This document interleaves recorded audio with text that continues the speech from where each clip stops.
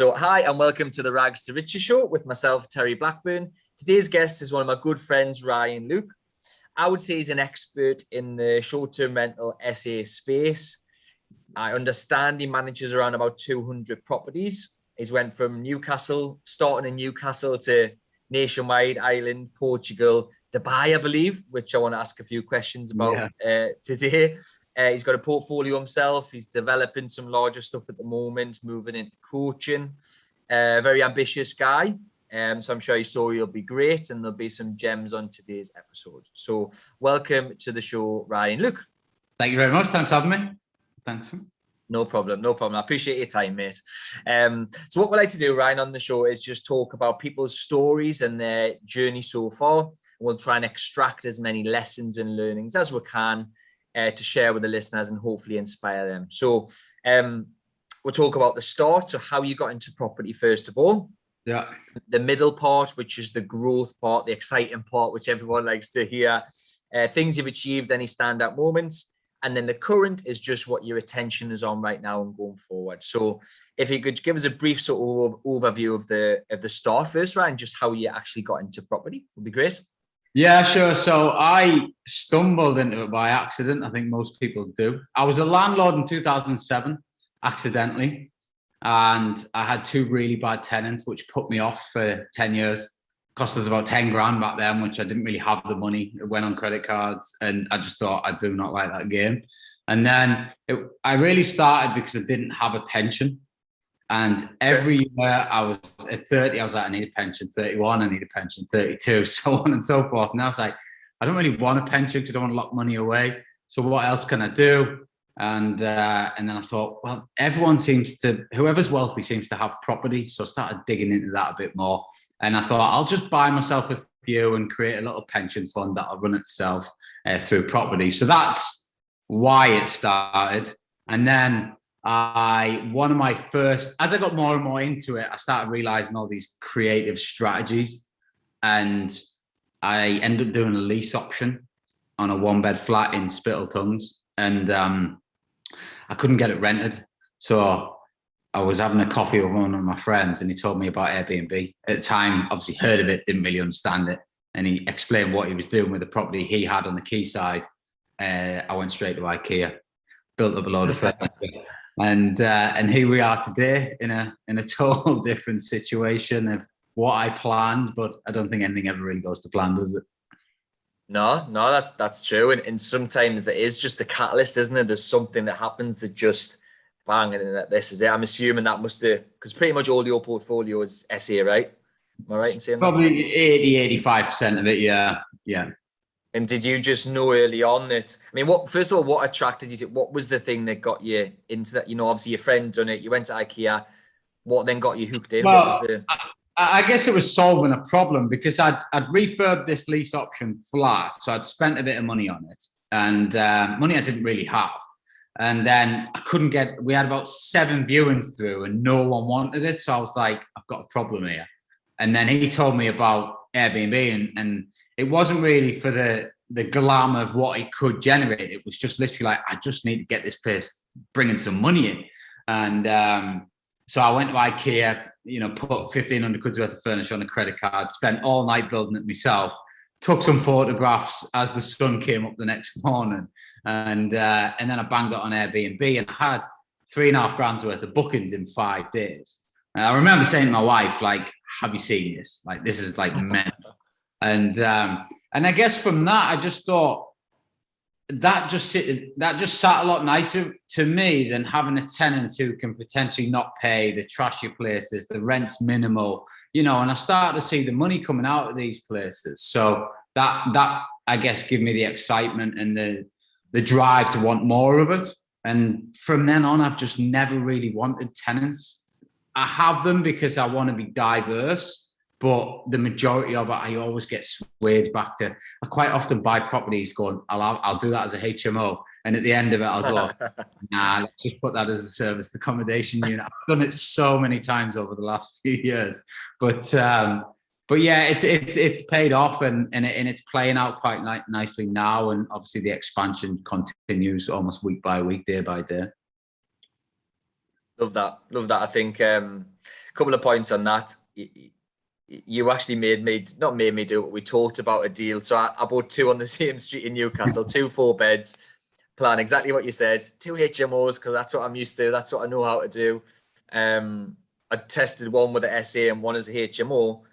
And this is only this year, right? That SA is like doubling a bit, I think, actually, than the HMO. So you probably you did convert me, I think, to it.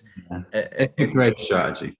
Yeah, no, it is. I do agree. I like that you're diversifying as well. I think that's key as well. But yeah, man, it's a great. But do you find a lot of people are similar to myself in terms of the stick to what they know, but then once you actually try it, does the light bulb go off? Do you find that?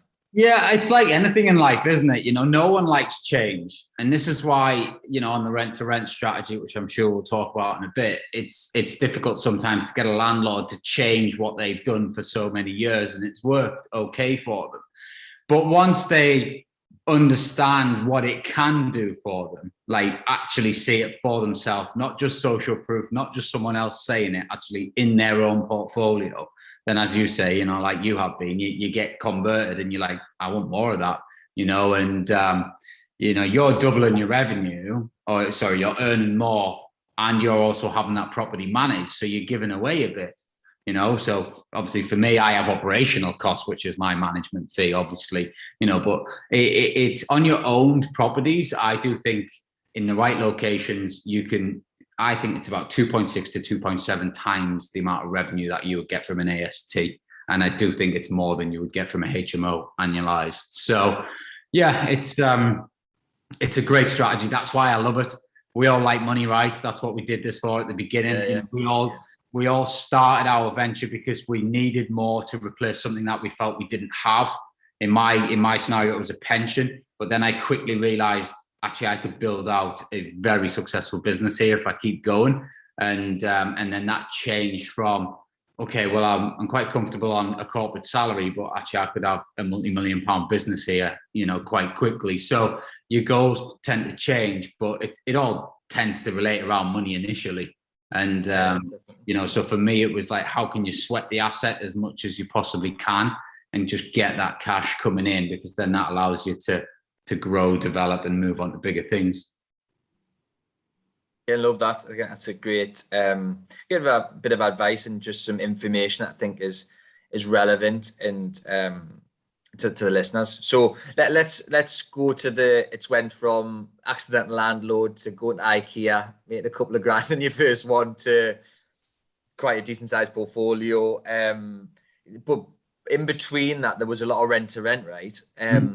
Is that so you did the lease option, but was it mainly just rent to rent at the start, and then you used that cash flow to start purchasing? What did that look like? So I actually stumbled onto rent to rent by accident. So I had enough money to buy one property, so I bought one, and then I started looking at the creative strategies, and then I got that lease option, and then I recycled the money out of property one and bought another one. And then I got into the world of investor funding quite quickly. Again, I just educate myself so much. I cannot stress, I know you're into it. 5 years ago, I was on my, depression bed. I didn't want to do anything. Shit was falling down. And I just my mindset had to change. And then ever since then, I've invested a lot in myself in various different areas and continue to do so. And by doing that and getting the toolkit and getting the education and understanding what we can and can't do, you can then take action. And that's all I did. And then I then had another property, both of them in, Leamington, right? Not the best area, but I thought, you know what? I quite like the revenue off that first lease option Airbnb. So I'm going to give it a go. So I bought some furniture, sure enough, put it on. I wasn't expecting them to work, I'll be honest. And sure enough, boom, $2,000, $3,000 just coming in. And you're like, Jesus, this really does work everywhere. And then I had, most of my stuff's just been solving problems. So I then had I noticed there was a lady kept booking one of the houses, but she kept coming through booking.com. Now, obviously we give 18% commission away to them. So I was like, I need to stop this. So I rang in. I said, is there any chance you could book direct with me next time? You've booked for like 5 weeks in a row and I keep sending you emails, but you keep going on there. I had a good conversation with her. Anyway, lo and behold, she was the PA for the company who had contractors all over the Northeast for about 16 months. So I was like, how many rooms do you need? I can't remember how many it was. But it worked out about 7 or 8 houses. So me being me, I was like, yeah, I've got them. When do you want to move in? She was like, oh, well, our current thing comes to an end in 2 weeks. So I was like, shit, I need to find. So anyway, I just started picking the phone up to Gumtree adverts, anyone that I could think of, my friends, everybody, just like, if you've got a property I can rent, this is what I'm going to do. And this is, it's secured, it's done, blah, blah, blah. And anyway, I picked up 5 properties in 10 days doing that. And then I filled that contract and that was it. That was me away. I just, the money came in. And it wasn't until after that. So I watched it for a month or two and saw that the profit was coming in. And then I thought, okay, that's actually not a bad strategy, that. So, but then I realized and I read up a bit more and I found out it was called rent to rent, and it was an actual thing. I thought I created something, but no, it worked tremendously well. And I also thought at the beginning, okay, well, I'll do a bit of this until I've got enough cash just to buy assets all the time, and then I'll stop. But it just continues to work. So I don't really see why I'm ever going to stop unless it dramatically changes, because you do earn good cash flow from somebody else's property. Love that. I think it's a great story, and just being creative, just thinking on your feet, running with things. You don't have to go down the conventional route all the time. You really don't, and you're a testament to that. And the fact that you're still doing it, I find interesting. I think some people think rent to rent is just for people who don't have enough capital to buy, right? I've definitely heard people say that before. But if you're then reinvesting that cash flow and there's little barriers to entry, little capital invested in the first place, you can probably buy 5 or 6 when it's equivalent to 1 deposit, right? I mean, I've amassed a portfolio by reinvesting the rent to rent money. Earlier this year, I bought a building, which I'm going to turn into 16 flats. Like, that was all from the net cash flow from rent to rent, so that's how we have, I call it the multiplier effect. So, you just, as long as you keep pumping it back in, it just continues to grow and grow and grow, as long as you know what you're doing. And that is the fundamental part of it. You've got to know what you're doing. And it's not just I got lucky or I got this. Yeah, there's probably an element of right place, right time, things like that. But at the same time, you've still got to understand it. You've still got to educate yourself. You've still got to be making the right decisions. And, if you're picking up the wrong properties, you're overpaying on your rents, you're not controlling your costs, whatever. There's so many elements, as to a business. If you're not understanding those on a day-to-day basis, it can quite quickly erode your cash as opposed to build your cash. Good advice again, I think. Too many people are drawn in by the shiny penny syndrome of owning loads of properties, when in reality it's not that simple, is it? And in different level, there's a different devil. The higher you get, there's more shit that comes with it, isn't there? And you get different problems and different challenges, and they're a lot worse and bigger as you get bigger. No, I love that. That again, that's great advice. So let's just focus on that middle part for a couple more questions. So give us some highlights, and Ryan, give us some, obviously, massively successful rent to rent. The block of 16, I've seen that on socials, which looks great. Give us some of that key highlight. What really stands out to you? If you had to pick a few deals, a few moments, a few things. Yeah, I think for me it's I've always been I was always the school captain of rugby and swimming. I always liked a leader. I like to look after people. So I guess one of my highlights is I retired my mum last year early. So she retired 5 years earlier by building her a portfolio and giving her a little job in the business. So so she does a little thing, but it's more just to keep her occupied than an actual job. So that's one of my proudest moments, I guess. And I also have my brother working in the business for me now. So, I have really pulled people in and, and supported them, and then given them, freedom to then, become what they want to become. And I've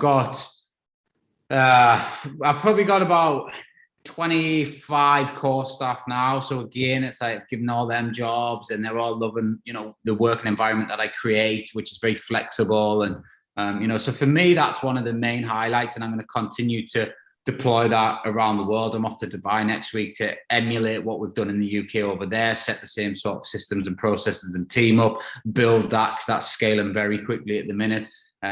Portugal is the next one, so I need to fly down there once I get back from Dubai to go and set that gig up. So for me, that's one of the highlights, is being able to have these amazing people around me at all the time. Because I think being a landlord on your own could be quite lonely. So I do quite like the sort of support function of it all, and being able to have people. But I think also one of my, main highlights, and, I speak to a lot of business owners, and they all sort of think, you from 8 o'clock in the morning till the evening, you do nothing. And I'm like, well, yeah, because I've got my business leveraged. I've worked out of the business. I don't work on the business. Sorry, I don't work in the business anymore. I just work on it. And we were talking offline. I get up at 5, I do 5 till 7 a.m. and then the day's mine, So I've created so much time back in my life compared to the corporate jobs that I had previously, where you're tied to a desk, you're there forever. And, half the time you're not even doing anything, and you're definitely not enjoying it. Sometimes you are, sometimes you're not. Whereas this is like the freedom to do whatever I want, whenever I want. And the fact that I can work like 2 hours a day out and work nothing, and my business still moves forward. I could go on holiday now for 8-10 weeks and turn my phone off, and I know I'd come back to a bigger business, which I think is something that a lot of people can't do. But again, I had to educate myself on how to do that. I had to put the processes in place. I had to test the systems. I had to test the way that it all gets done to be able to do that. And then you can choose. So that's been a highlight. And then the Dubai gig, I'm really excited about. I used to live there. I love the place. I've always wanted to really go back. So it definitely there was a bit of an emotional investment there, as well as, which I know we say we shouldn't do as property investors, but there is definitely an emotional side. But this all comes into my kind of what I call lifestyle design. So my idea now is to, so I will have properties, and I've got properties in Dubai. We're on the verge of setting everything in Portugal, and then I've got obviously my base in Newcastle. My idea is to try and live sort of 4 months at a time or 3 months at a time in sort of each location, so you can then escape here when it's absolutely chucking it down, and you can go and then catch Dubai when it's in like 28 to 32 degrees and it's perfect weather, but then come away from there when it's 5-60 degrees. So, and then go to Portugal and just mix it up. And then you've got that lifestyle. You've designed your life around locations. But for me, it's a cost neutral exercise, because I'll be going to Dubai this week and staying in an apartment that I rent.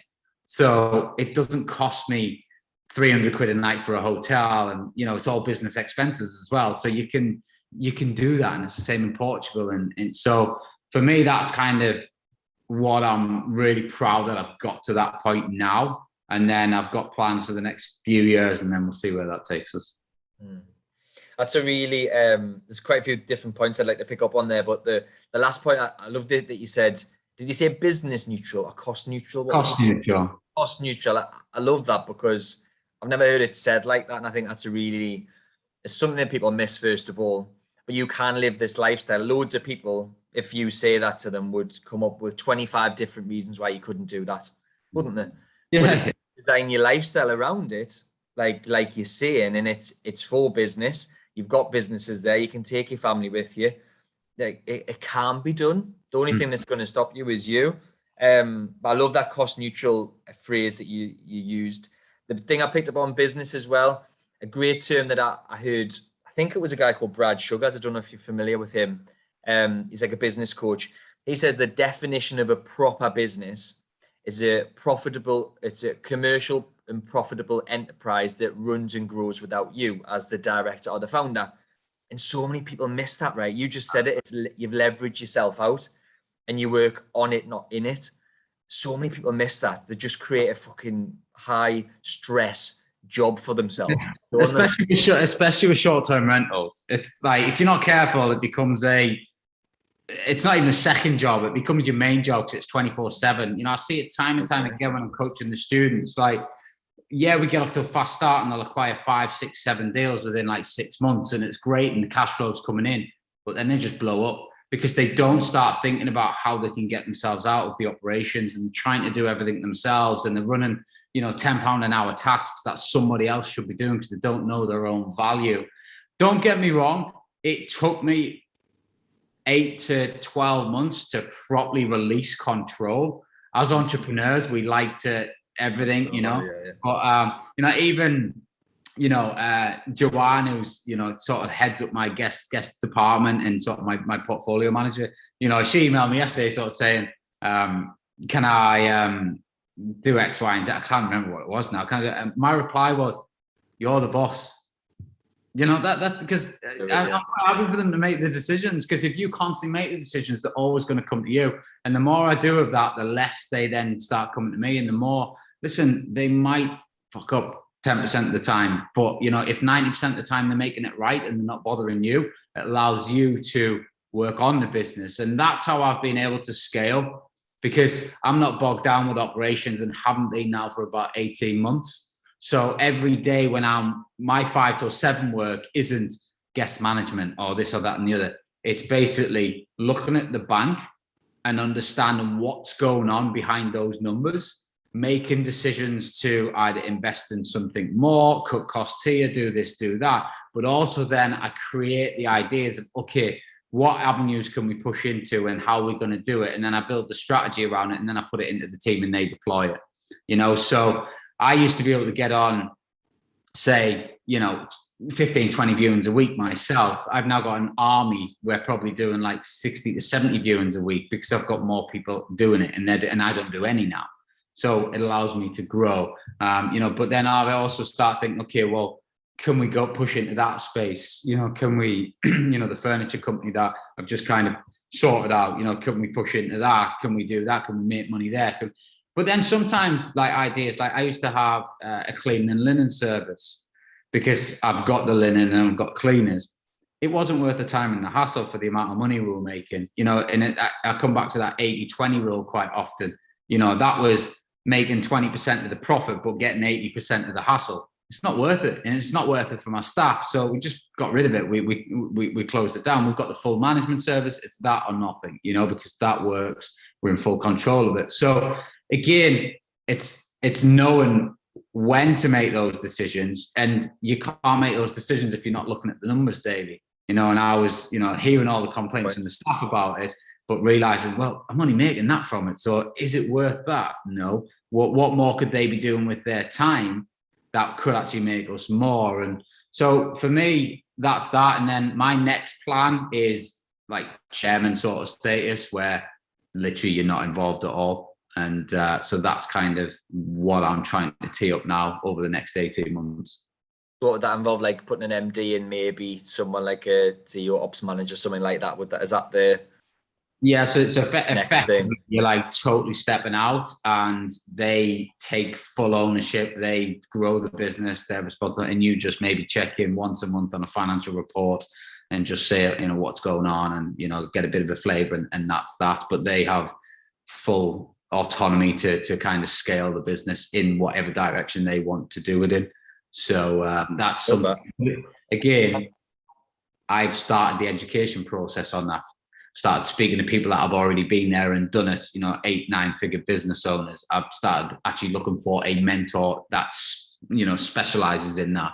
I've started reading up books. I've started listening to podcasts, you know, so it's not just, oh, I'm going to do it like that. It's like, right, I need to understand the best way to do it. And then you start putting the action in place. And that's kind of how I've done everything, really. It's not just, I think a lot of people don't see the iceberg below, right? So, you know, the 7 a.m. work for the last 5 years, like, you know, and it wasn't just 2 hours. It used to be a lot more, you know, but they only see the flavor stuff on Instagram and things like that. But there's a lot that goes on behind the scenes to get it to where it needs to be. Definitely. Again, I think that there's gems in there. I think people can relate to that and hopefully take something from that. Don't create a fucking high stressed job for yourself. You can work. And I think part of the reason why people don't is First of all, they maybe don't know how and they're not self-aware enough. But some people, I think there's a lot of ego in business, me. I think I'm not going to let someone else make the decisions. It's my business. I'll run it. But you're just creating more shit and stress for yourself. 100%. And you have to remove that ego and just remove it and remember why you're doing it. And then, don't get us wrong, it does depend. Some people, one of my best mates, it's just a machine at work, and he will never, he'll never stop working, but he doesn't want to. And he'll work all these hours. He doesn't want an easier life. He doesn't want to take, he doesn't go on holidays. He doesn't like holidays. He just says, I love going to work. That's his like hobby and his leisure time, his playtime and his career and business. But everyone is different. As you get older, that definitely starts to change a bit. He's 40 odd and he ain't changed, so I don't know if he'll ever change. But well, when he's 65, still trying to do that. True. No, I think I think I don't know why, but I've always had this like 40s my retirement. I've had it for like even before I got into property. I don't know why. It was just a number, and I've got 3 years for that. So that's kind of what I'm in for. Take for, but I'll never retire. I think as entrepreneurs, you'll never retire. You just get smarter with what you're doing, and you just, I almost feel semi-retired now. In all fairness, like the amount of that I work, but everything's. But at the same time, I do ground myself daily. I write gratitude journals every morning just to sort of see, and a lot of the time it is like, just remember this could all end tomorrow. But the only thing that keeps me sane on that front is if I've built it once, I can build it again. And also, if it did all end tomorrow, I'd know what happened, what mistakes I made. But I also know what actually got me to here now. You see it so many times where multi-million-pound companies go skint, but the business owners build another business back up because they have the skill set to do that, and they learn from the mistakes. And then they go again. It's a bit like a bad BRR project, and then your next one's not bad, right? You learn. Yeah. So, and you build up a better one next time. So, but I always do. Listen, I know it's going great at the minute, and obviously I had a wake up call in March last year, which allowed me to readjust slightly, diversify a bit more, think of things differently. But I do always try and keep myself a bit grounded and be like, just in case something does go wrong, what's the plan? And there is stuff going on behind the scenes with the finances to ensure that plan is playing out. That's the stuff that people don't see. That's the stuff that you probably never show anybody. But there is a protection plan going on whilst it's good, because good could end like that.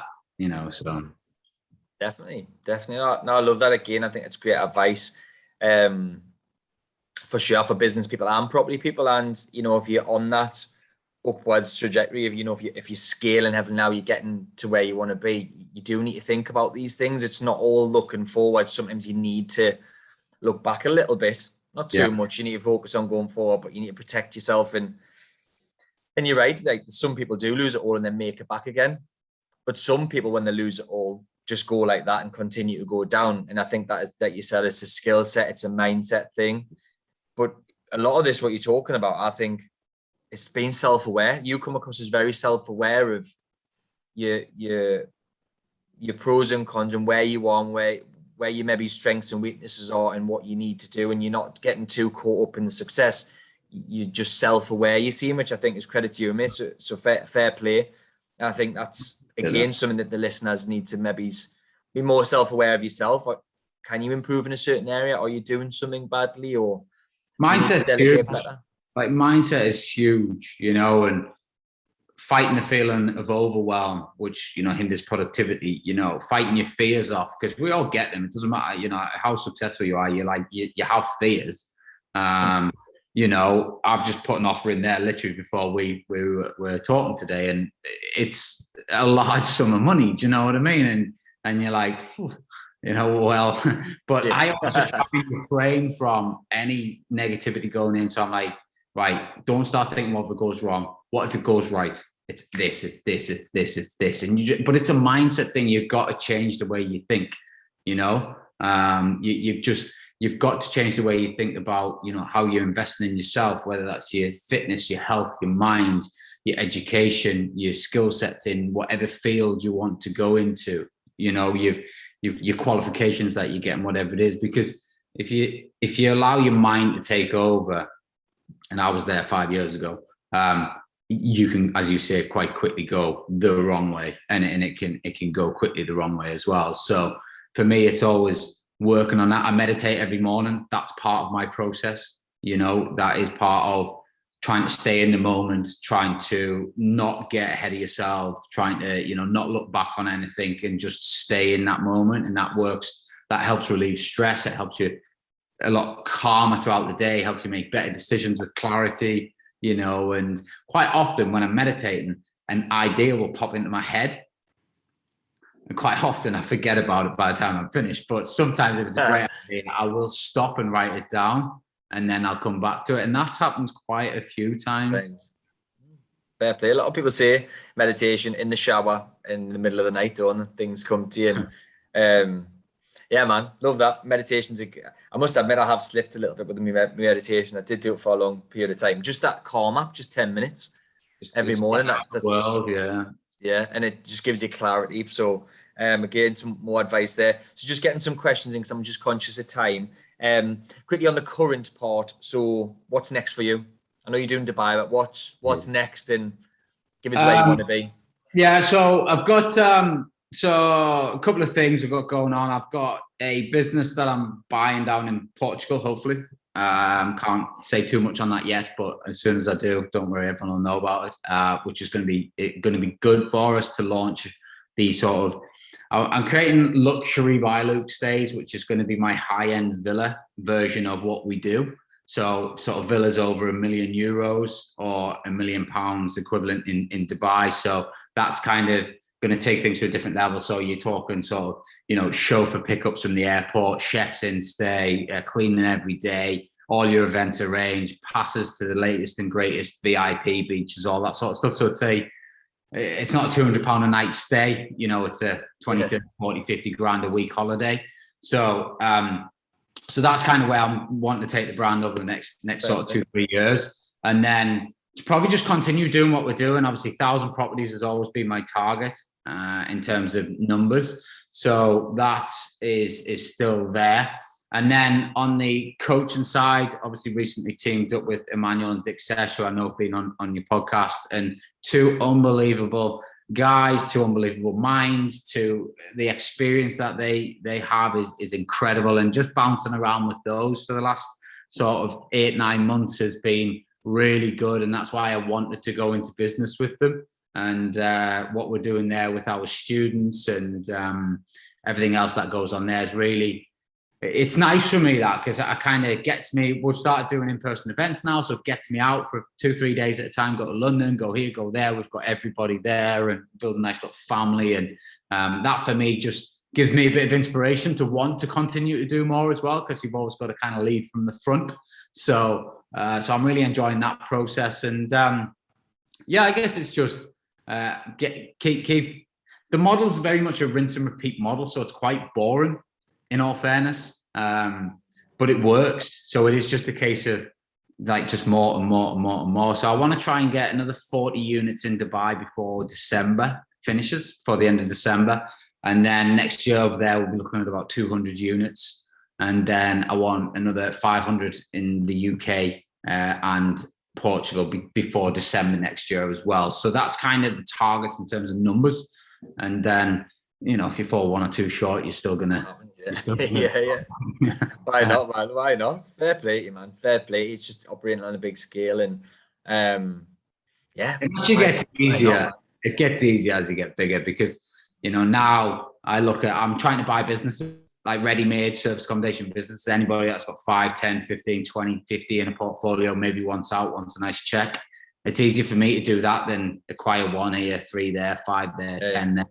So, you know, if anyone's listening, you want to sell, just give me a. Yeah, I knew you would get a plug. I was waiting for the plug. I knew there'd be one. But yeah, it's much easier for multi-units, blocks of stuff. That's what we're kind of targeting now as well, which just those numbers, whilst they might sound big, they're actually quite achievable when you can take a block of 20, 30 on like overnight, you know. So Whereas when you first start and I'm just going to take one on because you're not sure how it's going to play. You haven't got the capital to dump into something a bit bigger. You probably haven't got the experience behind you to help you make that confident decision either. So because there's a lot of capital that's got to go into it, but I know roughly it takes me X amount of months to get that paid back.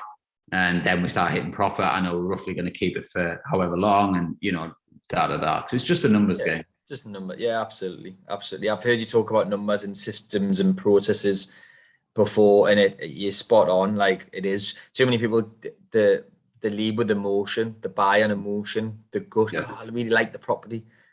It's not about that, is it? Like, no. It's really not. I'm interested in the Portugal. Why Portugal, for example? Why Portugal, sorry?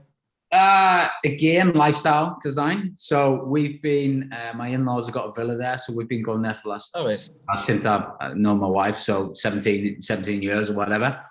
Great place to go. But I've seen the shift in the wealth's gone from Marbella and it's starting to filter down there a lot more. I mean, like, you've got everybody down there now, celebrities, your footballers, and the villas, the prices are getting more and more and more. And I just, I know what you can rent these places out for on, like, during peak seasons and, the golf holidays. And there's an opportunity there. And I feel like what I do for landlords and investors is such a superior service to them having to just rent it out to a tenant, deal with all the crap, deal with all the government legislations, all that sort of stuff. So, and it's no different no matter what country you go to, they have the same issues. So when we can change their mindset, because, what we talked about at the beginning, they then really start to buy into it, and then you get more and more and more. So for me, it's, again, I want to spend more time down there personally and enjoy the sun. I do not like the cold. I hate the cold. So, hey, how cold is it today, by the way? We're both in Newcastle. It's freezing. It depresses me. I just here we go, and last night I couldn't escape. So now you can escape, then it is kind of right, getting out and about and, 4 days here, 2 weeks there, 10 days there, and just being able to then run the business, because I've made the business a mobile business. So basically, if it doesn't go on an app or a MacBook, it doesn't come into my business. So if we've got a software provider that we want to work with, looks great, and I say, have you got an app? And say, no. I say, well, you need to find one or I'm not signing up. Because if I can't sit on a sunbed and run my business, I'm not interested, because then you're bringing yourself back into the operations or the business. I want to be able to have that, but I also want that for my staff. One of my staff said to me the other day, I'm planning on going away for 2 weeks, but would like to stay for 4. She's like, I think I could do my job from the local. I was like, absolutely fine. I've got no problem at all with that, So go for your 4 weeks stay, have 2 weeks holiday, then just work for the other 2 weeks. So it's about creating that for them as well as me. Yeah. I don't want them to be tied to a desk and knowing, I've got to clock in today at 9 o'clock and I've got to leave at 5 o'clock. And, they might only be productive for 3 of those hours. So I want them to have that as well. And then that allows, I think that's where a lot of the growth has come from as well, because my team are amazing and they all support everything that I do, and I support them. And I think the flexibility that I give them allows them to produce probably better results and want to work. Yeah, man, love that. Again, I'm massively agree with what you're saying. Team is, having a team and having a good team culture and taking them with you, is something I'm really pride myself on in my businesses. Is like, I don't want them to come to work because they have to. I want them to come to work because they want to. And there's a big difference in that. And taking them with you, giving them that flexibility. I do that. We have loads of crack in the office, joking on. If people want to make time up and move days around, as long as the work gets done, it really doesn't matter if they're at home, they're in the office, or they're abroad. I just monitor everything on KPIs. Everyone's got KPIs, and if they're achieving them, I honestly don't care how many hours they work, where they work from, or what they're doing. As long as those numbers are getting hit. I know that to hit the numbers, they've got to be working, right? Because, they're not just going to happen out of thin air, and they know that as well. But there's a great I do a lot of Blinkist. I don't really read books. I listen to Blinks, which are like short, snappy points of each book. But there's a thing on there called it's the Netflix series. It's how Netflix was built as a business. Again, like 18 months ago, started digging into that, and putting these principles in play. And that's how they managed to become who they are, because of this kind of flexibility, this work sort of ethos where, employees are not employees. You treat them as though they're CEOs and they can make decisions, and they give, they produce better. And so it's all, it's not just, oh, it worked by luck. There's method in the madness, but it's all going the right direction anyway. Yeah, man. Love that. Love that. Just to wrap up then, Ryan, the show's called The Rags to Riches Show. As you noticed, apologies if people are watching, by the way, my lights have went off. That's why it's a bit, my picture's really funny. I'm conscious I look like I've got a filter on or something. I haven't. The light's on a timer. So the show's called The Rags to Riches Show. But what does being rich mean to you, Ryan? Because you can be rich in time, in monetary terms, in friendships, relationships. You can be rich in many different things. But if I ask you the question, what does being rich mean to you? What would you say? Freedom to do whatever you want, whenever you want, from wherever you want. It's not. Say that again. Freedom to do whatever you want, from wherever you want, whenever you want. Everyone, love that. Three W's, yeah. Love that. Yeah, that's a great answer. Certainly the wherever you want. I think you're properly living that, and you're building, you're designing your life around that, aren't you? Where you want is yeah, you clearly live in that. I think that's, again, just changing a mindset, with people and making them think, it can be done. What's he called online? I know he's like a billionaire, but Grant Cardone just flies around the world, doesn't he? I know he must homeschool his kids or whatever. But it's all because that jet is paid for by the company, because each one of those visits he's going to see property. The whole thing is a tax write-off. But he's very clever how he does it. You design your life. So in business, you want to pay the least amount of tax you can possibly pay legally. That's why you have businesses, and you can wrap shelters around. And if you do it properly, you can live millionaire lifestyles and not actually have to earn that much money. So there's so many ways. Whereas when you go employed, you ain't got a choice what slice is coming off the top of that. And the more you earn, the less choice you've got and the less you actually get, because it goes. So, but everything is, but yeah, so he gets to have this like billionaire lifestyle. Don't get me wrong, he has got billions, but he also, it fits into his business, because I think you're an entrepreneur, like I say quite regularly now, like my companies, my overriding company, that's my third child. That's how much I care. So, and I think if you love what you do, it's never work. Like, I don't feel like I work. I just feel like I get up and I just enjoy myself every single day. And then certain things happen and we do different things, and we've got the freedom to do whatever we want, wherever we want. Love that. I think that's a really great way to end the show. Thank you so much for coming on, Ryan. I really appreciate it. If anybody wants to follow you, reach out, connect with you, what's the best way for them to do so? Official Ryan Luke is pretty much most of my handles across all social medias. So just hit me up on one of those if you haven't already, with Facebook groups, things like that. So jump on, you'll find your way around. You'll get weaved into some marketing funnels. Love that. No, honestly, mate, thank you so much. I've really enjoyed it, and fair play to what you've done and you doing, man. It's great to see. Cheers, pal. Appreciate it. Down. Thanks, Ryan. Cheers, mate.